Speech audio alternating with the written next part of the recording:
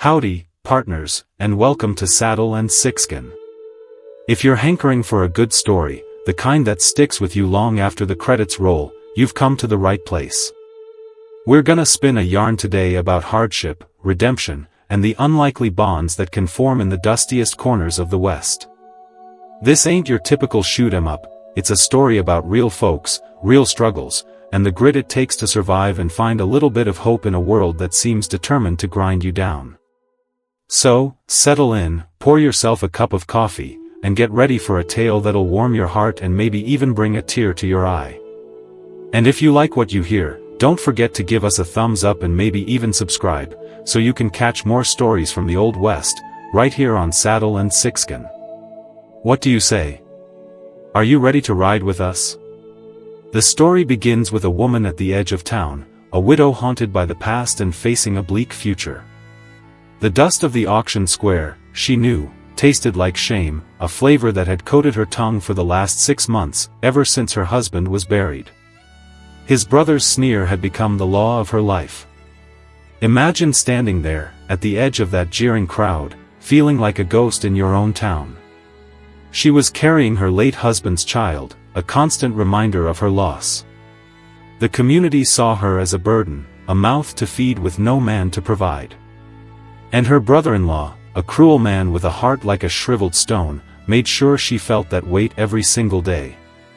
He had stripped her bare, taking the farm, the mule, even the last sack of flour, leaving her with nothing but a leaking roof and the scorn of her neighbors. Can you picture it? The isolation, the desperation? It was a lonely existence. Today, the town's cruelty had a new target, a spectacle to remind everyone of their own power and the man's lack thereof. In the center of the square stood a crude iron cage, barely big enough for a dog. Inside, a man knelt, built of mountain and shadow, with hair as black as ravine water and shoulders broad enough to carry the sky. His hands were bound behind him, his back a lattice of fresh wounds, the blood dried to the color of rust. He didn't look at the jeering crowd. His gaze was fixed on a small boy huddled against his side, maybe 6 years old, his pale face a mask of silent terror. They called the man a poacher, a savage, a wolf eater from the high peaks. He'd been caught in one of the company's traps, a victim of greed and prejudice. Now, he and his son were being sold, not for labor, but as a spectacle, a way for the town to feel powerful by spitting on something wilder and freer than they could ever be. What do you reckon that boy was thinking? It's a heavy burden to carry at that young age. The auctioneer, a fat man with a sweaty collar, prodded the cage with a stick, laughing. What am I bid for this beast? Comes with the pup. Good for scaring crows, maybe. Laughter rippled through the crowd, the sound callous and cruel. They were playing a game, reveling in the suffering of others. Then she felt the life inside her stir, a flutter of innocence against a wall of public hate. She looked at the man in the cage, at the fierce, protective curve of his back as he shielded the boy from view. She didn't see a beast, she saw a father. She saw the same desperation she felt each morning when she woke up alone. The boy's eyes, wide and dark, met hers for a fleeting second, holding no tears, only a terrifying emptiness. That boy saw an empty future for himself. That's when she felt something snap. It's time to change the narrative. Her hand went to the thin gold band on her finger, the last thing of value she owned. Her husband had placed it there on a day that felt like it belonged to another woman, in another lifetime. It was a memory of warmth, of safety, all she had left of love. But a memory, no matter how powerful, couldn't feed a child. The bidding stalled at a handful of silver, enough for a night of drink. The auctioneer was about to close. She pushed through the crowd, the people parting before her with murmurs of pity and contempt. She felt their eyes on her swollen belly, on her worn dress. She ignored them. She walked to the auctioneer's block and held out her hand. The gold ring lay stark against her palm. This, she said, her voice a dry whisper she hardly recognized, I'll give this. The auctioneer stared. Then a slow, greedy smile spread across his face. What do you think? Was she acting right? What would you do? Are you ready to hear the next chapter in this adventure? Don't forget to like and subscribe here at Saddle and Sixskin, so you won't miss a thing. Sold, he boomed, gesturing to her. To the widow. The beast is hers. The crowd fell into a stunned, confused silence. Her brother-in-law pushed forward, his face purple with rage. Have you lost your mind? Wasting good gold on that thing? She didn't answer him. She turned to the man who now belonged to her. He slowly lifted his head, and for the first time, his eyes met hers. They were the color of a stormy sky over a pine forest, and they held a pain so deep she felt it in her own bones. He didn't look grateful. He looked like a cornered wolf, ready to tear out the throat of the first person who touched his cub. The key was thrust into her hand. The lock on the cage door was stiff with rust. What a position to be in. Has the world changed that much since then? Her fingers fumbled with it, the iron cold against her skin. The crowd watched, waiting for her to be mauled, waiting for her foolishness to be punished. The lock clicked open. The cage door swung wide. The man didn't move. He only watched her, his body coiled like a spring. She took a step back, giving him space. She didn't look at him as a master, she looked at him as an equal in suffering. She gestured with her head toward the trail that led out of town, the one that wound up into the foothills toward her forgotten cabin, an invitation, an escape. He rose slowly to his feet, pulling the boy behind him. He walked out of the cage, never taking his eyes off her. What do you think he was thinking at this point? Was it all a setup? Are they safe? The crowd shrank away as he passed. He followed her, his bare feet silent on the dusty road, a man and his son, bought with a memory of love, following a woman with nothing left to give but a direction away. The walk was a silent pilgrimage. The sun beat down, and the town's judgment felt like a physical weight on her back. He followed a dozen paces behind, a sentinel of quiet menace. The boy walked in his father's shadow, his small hand clutching the back of the man's torn trousers. Her cabin was little more than a shack propped against a hillside, as if it were too tired to stand on its own. The door hung on one hinge, weeds choked what was once a garden. It was a place of last resort. She pushed the door open and stepped inside. The air was cool and smelled of damp earth and loneliness. She turned, expecting him to be gone, to have vanished back into the woods that were his home. But he stood there at the edge of the clearing, his gaze sweeping over the dilapidated shelter. He looked at the leaking roof, the broken window, the cold hearth. Then he looked at her. He saw the exhaustion that pulled at the corners of her mouth, the tremor in her hands. He saw the way she unconsciously cradled her stomach, a protective gesture as old as time. Without a word, he turned. He walked to the edge of the woods, his son trailing him like a silent echo. She watched him, her heart a tight knot of uncertainty. Had she just traded her last treasure for nothing? Stay tuned, folks, and we'll see what happens. We have more stories to tell here at Saddle and Sixskin, but we need your help, so be sure to subscribe. What do you reckon their odds are now? Minutes later, he returned, carrying a load of dry deadfall branches in his arms. He dropped them near the hearth, then went back for more, moving with an economy of motion, a deep instinctual knowledge of survival. He found 2 stones and, with a few sharp strikes, coaxed a spark onto a piece of dry moss. A tiny flame flickered, then grew, catching on the kindling he arranged with careful hands.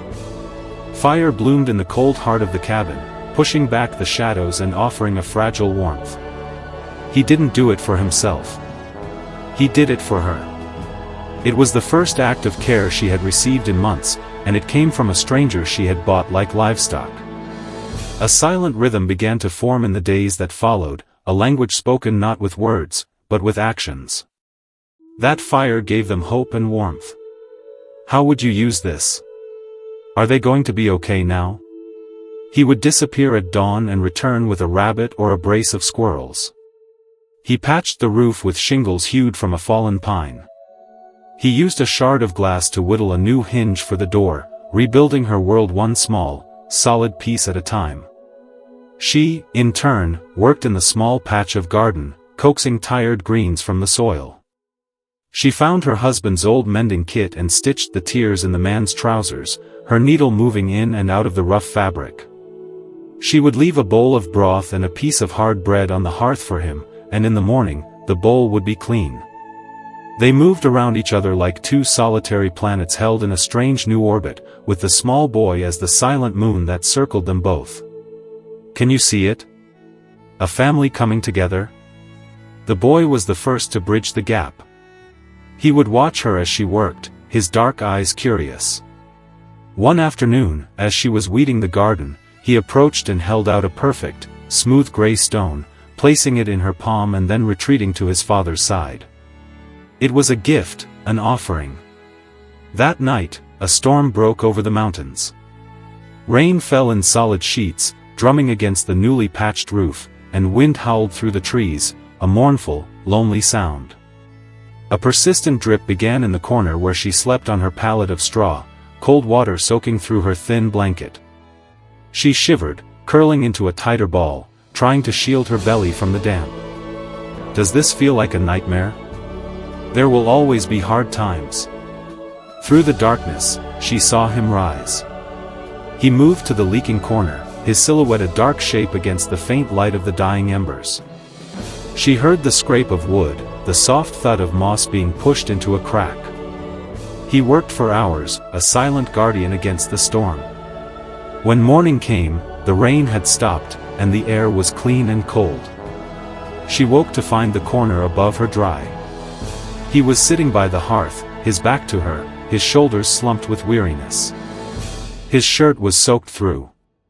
She rose and heated the last of the broth, carrying the steaming bowl to him, her bare feet silent on the wooden floor. She held it out.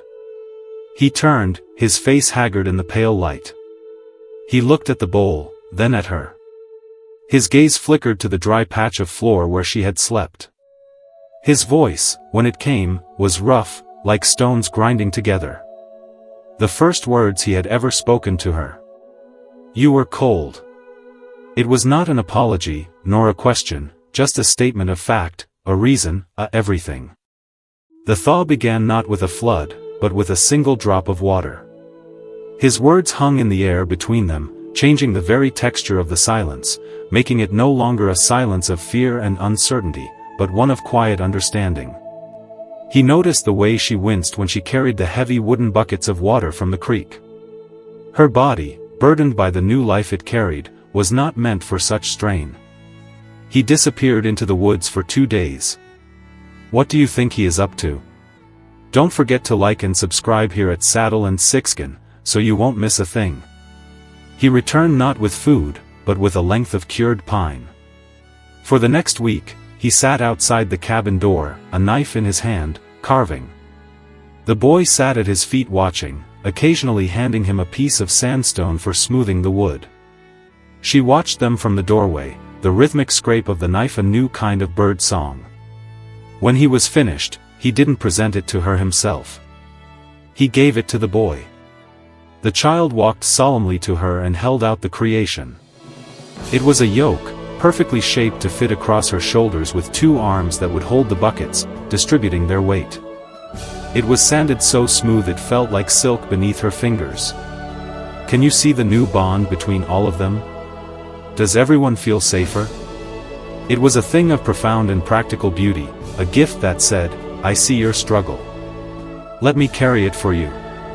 She tried it, and the weight of the water felt like nothing. She looked at him, her eyes full of a gratitude that had no words. He simply nodded, his face unreadable, and went back to sharpening his axe. The nights were growing colder. The shared space of the small cabin forced them into a proximity that was both comforting and tense. One night, a scream tore through the quiet. It was her own. She woke up gasping, her heart hammering against her ribs, the phantom touch of her brother-in-law's hand on her shoulder. What do you reckon is coming next? Are they going to be ready for it? The dream was always the same, his face twisted with greed, telling her the child was his to take, his to own. She sat up shaking, across the room by the low burning fire. He was already awake, staring into the flames, his hand clenched around a small, worn leather pouch that hung from his neck, his knuckles white. The expression on his face was one of such raw, unguarded grief that it stole her breath. He was no stranger to nightmares. They didn't speak of it, they didn't have to. In the flickering firelight, two lonely souls acknowledged their shared geography of pain. His ghosts were his own, but she knew their shape, she knew their weight. That is a real connection. They are supporting each other now. A shift occurred within her. She was no longer just a survivor, a recipient of his quiet care. She was a partner in the building of this fragile peace. She began to assert her presence in small, defiant ways. She found a patch of wild columbine and transplanted them to a small bed beside the door, a splash of defiant color against the gray wood. She started to hum. At first, it was a quiet, almost inaudible sound as she worked, old lullabies her mother had sung to her, songs of hearth and home. The boy began to gravitate toward the sound, sitting near her as she mended clothes, his head tilted, listening. One evening, he leaned his small body against her leg as she hummed, a silent request for comfort. She placed a hand on his head, and he did not pull away. Don't worry, partners, there is so much more to this amazing story. If you want to hear it, please subscribe to the Saddle and Sixskin channel right now. We would really love to have you. She was no longer just a woman waiting for her baby to be born. She was a woman making a home for all of them. But peace is often fleeting. Their peace was shattered by the sound of a horse's hooves.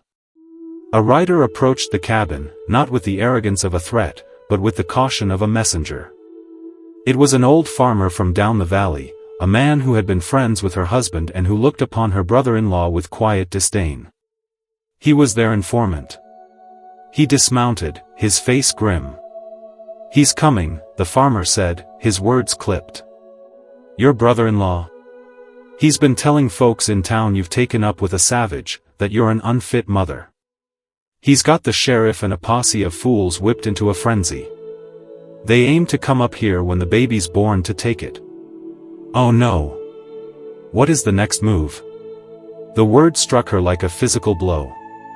The old fear, cold and sharp, pierced through the fragile warmth she had cultivated. Her hand flew to her belly. The mountain man had been standing by the tree-lean, silent as stone. He stepped forward now, and the change in him was terrifying. The quiet provider, the gentle carver of wood, was gone. In his place stood the man from the cage, a protector. His eyes fixed on the farmer were chips of ice. After the farmer left, a new tense energy filled the clearing. He began to work with a fierce, focused intensity, reinforcing the door with a heavy bar of oak and shuttering the broken window. He moved a pile of rocks to the ridge above the cabin, a crude but effective defense. He disappeared for an hour and returned with a long rifle wrapped in oilcloth, which he had hidden in a hollow log, checking the mechanism, his movements precise and deadly. Is all the work going to matter? He laid out a small pouch of bullets.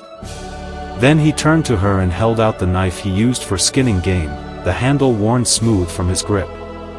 For you, he said, his voice low and flat, not for them. She took it. The weight of it was solid, real. This was not a fight she could wait out. She was part of it. The fear was still there, a cold snake in her gut, but now it was joined by something else, a hot, fierce resolve. They would not take her child. Is that the right call? What do you think about violence? There's a better way, she said, her voice steady. She, who had lived on this land her whole life, knew its secrets. She took a stick and drew in the dirt.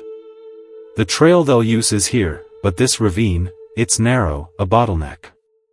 And here, she pointed to a spot 100 yards from the cabin, there is a hollow log big enough for me and the boy to hide. He looked at her drawing, then at her face, seeing not a helpless victim, but a strategist, a partner in their defense. He nodded slowly. The plan began to form between them, a silent collaboration forged in the face of a coming storm. They came at dawn, a ragged line of a dozen men on horseback, led by her brother-in-law and the pompous town sheriff, a cruel collective, their faces set in masks of self-righteousness. They were coming to save a baby from a savage and a madwoman. They were coming to take what was not theirs. What a standoff. Will all of this work? What are the odds? The mountain man was hidden in the rocks above the ravine, his rifle resting on a ledge.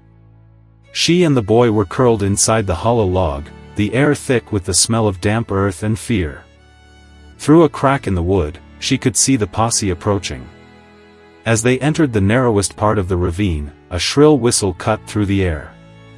From the ridge, a cascade of rocks tumbled down, not large enough to kill, but enough to panic the horses.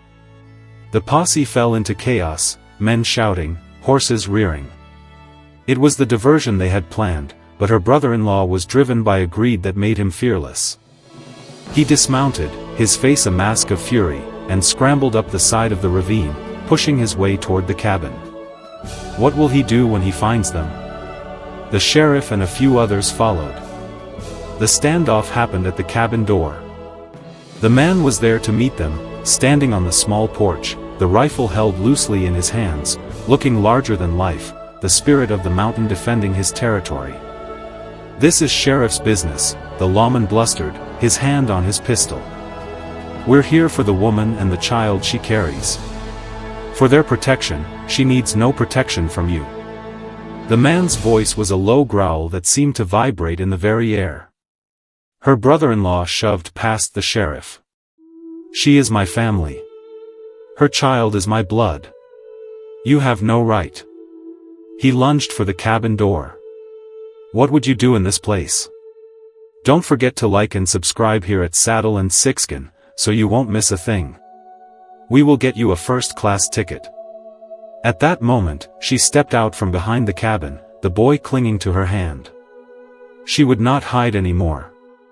She met her brother-in-law's hateful gaze, and she did not flinch.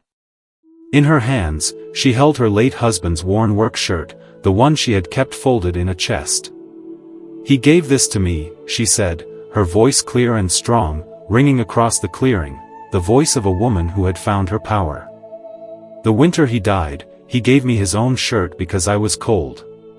He loved me. You hated him for it. You hated that he was happy." The word struck the man harder than any stone. He stared at her, his mouth working, but no words came out. Then the mountain man spoke, his voice not loud, but carrying the weight of a lifetime of pain. He told them of another posse, years ago, men just like them, full of righteousness and greed, who had come to his homestead.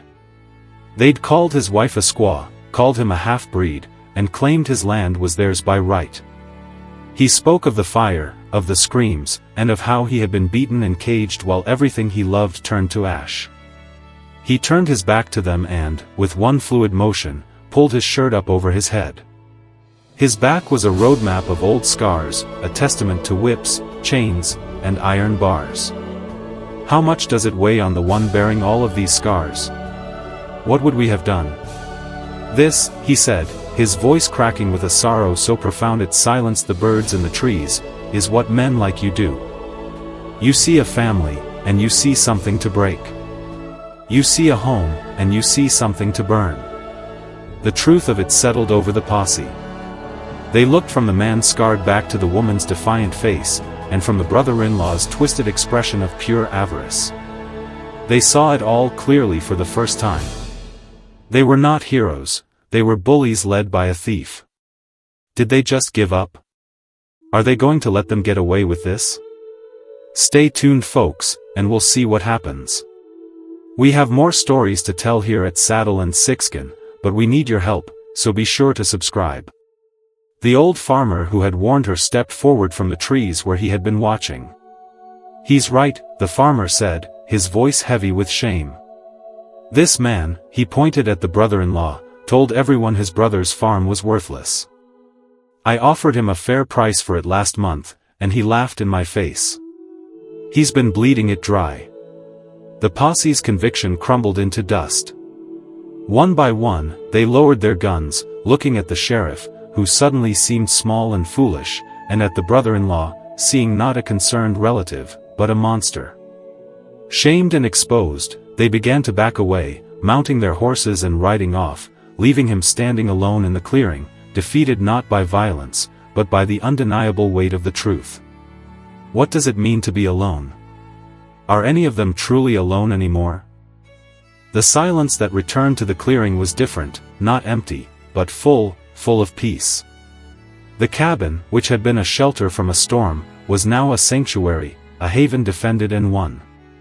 Weeks passed, and the mountain chill gave way to a soft green spring. The baby was born on a quiet afternoon, a daughter with her mother's eyes and a thatch of dark hair.